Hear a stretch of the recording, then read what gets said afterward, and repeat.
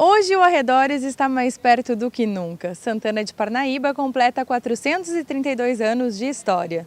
E a cidade, que parece tão conhecida por todos, ainda guarda muitos segredos que a gente vai descobrir agora.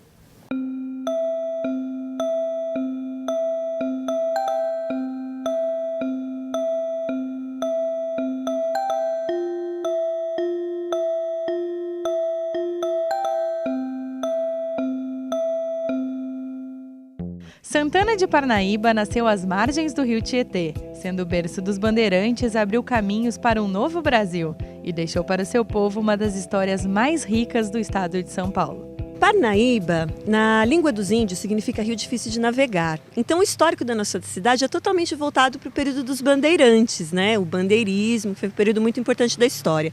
Então, assim, em 1560, a primeira bandeira desceu esse rio. E tinha um obstáculo, tinha uma cachoeira, que impossibilitava que esses bandeirantes continuassem no curso do rio.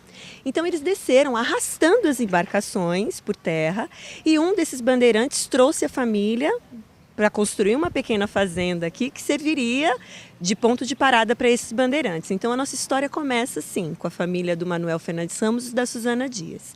E aí Parnaíba, dessa fazenda, ela vai crescendo, vai se tornando um povoado em 1580, que é quando a gente começa a contar a história, né? A comida é um ponto positivo da cidade, que tem opções para todos os gostos, mas ainda são os sabores caseiros, com influências tropeiras e bandeirantes, que mais agradam os paladares locais e visitantes, e claro, enchem os olhos. E depois de um belo almoço, é inevitável não curtir o sossego de uma sombra na Praça 14 de Novembro. E um dos programas típicos aqui de Santana é vir até a praça e tomar um sorvete. Na minha opinião, aqui tem um dos melhores sorvetes do mundo.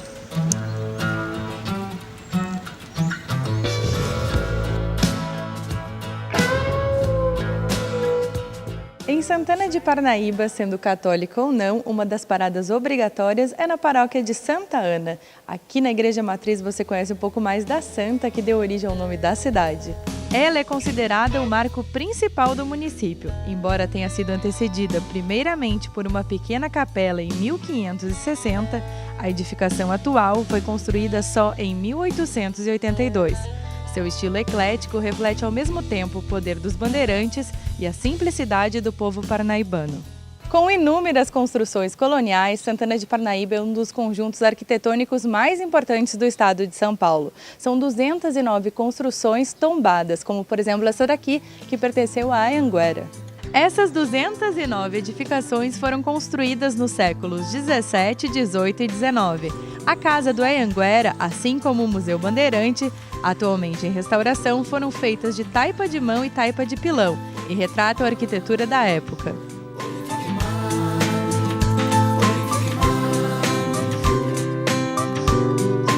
Aliás, passear pelo centro histórico é como viajar no tempo, além de um convite a apreciar a arte que é muito difundida na região. O Murilo Sá, que é escultor, ele é responsável pelo monumento aos bandeirantes que a gente encontra quando chega, principalmente de Alphaville, em direção ao centro histórico. Tudo bem, Murilo? Eu queria que você explicasse para a gente um pouquinho do que você estava pensando quando concebeu aquela obra de arte. Quando me fizeram a encomenda do monumento, isso há 7 anos atrás, 6 anos atrás, o Silvinho, na época, me deu um tema de fazer a entrada da cidade. E eu me baseei em 3 qualidades que os bandeirantes tinham. Os defeitos todos já conhecem, mas as qualidades eu queria ressaltar. E eu ressaltei o idealismo, a coragem dele e as estratagemas, que são a inteligência que ele tinha para conseguir desbravar o Brasil. O Brasil era para acabar em Sorocaba. Graças aos bandeirantes, conseguimos ampliar mais de 2/3 do nosso país. Os pórticos eu fiz em forma, como a maioria das pessoas iriam observar ele de carro e depois iriam descer, eu fiz os pórticos simbolizando a água subindo, ou seja, a dificuldade do movimento, e ele em curva, que as pessoas possam fazer uma leitura do monumento a partir do seu carro, para depois elas, quando entrarem, elas ficarem como se voltassem ao passado. Por isso que eles são fechados.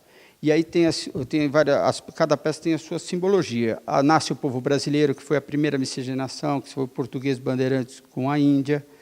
Temos também a estratagema que está em Anguera, usando a estratagema mostra onde está o ouro, né? Se não está com fogo no rio. Então, o momento que ele estava ameaçando, eu quero que o espectador, eu gostaria que eles percebessem o pavor que os índios sentiam. O dono da selva, como era chamado o índio pelos bandeirantes, a coragem que tem a onça de um lado, a cobra de outro, ou seja, não é fácil você adentrar 300, 400, 5 mil quilômetros sozinho, sem nenhuma estrutura. Tem a fundação da cidade, que é do outro lado, está a Susana Dias com o filho, tem a Borba Gato. Então, tem homenagem a vários bandeirantes que ajudaram a fazer o nosso país grande e que saíam daqui de Santana de Parnaíba. Existe alguma curiosidade, por exemplo, o Raposo Tavares, ele está um pouquinho longe do resto dos outros personagens. Existe um motivo especial ou não essa coincidência? Eu fiz de propósito ele olhando para Quitaúna, porque ele era de Osasco, aquela região de Quitaúna. E a ideia é ele estar como se fosse um guardião na cidade, com uma posição de herói numa das faces e numa posição de um assassino, porque, na verdade, assassino tudo bem, no contexto, mas alguém frio a ponto de matar. Porque eu peguei a alma dele naquela parte que fala que, para os amigos, ele era um herói, e para os índios era a personificação da morte. Então, eu gosto de retratar as duas faces da mesma pessoa, sem julgar, mas é a minha interpretação. Inclusive dos índios, né? Quase todos os personagens ali mostram o lado bom e o lado ruim. Lá embaixo vai dar para perceber. Se alguém tampar uma face, vai perceber que de um lado eu quis colocar mais a frieza, a maldade, e a outra mais a pureza. E essa é a ideia. Com certeza. Então, é a história dos bandeirantes, a história de Santana e a arte aí marcando essa cidade tão bonita. Obrigada por nos receber, Murilo. Foi um prazer. Santana de Parnaíba tem uma vasta programação cultural, com festas típicas da cidade, música na praça aos domingos e passeios guiados. Você pode obter mais informações pelo telefone da Secretaria de Turismo, 4154-1874. Esse foi o Arredores de hoje, mostrando que até uma velha conhecida pode trazer boas surpresas. Até a próxima!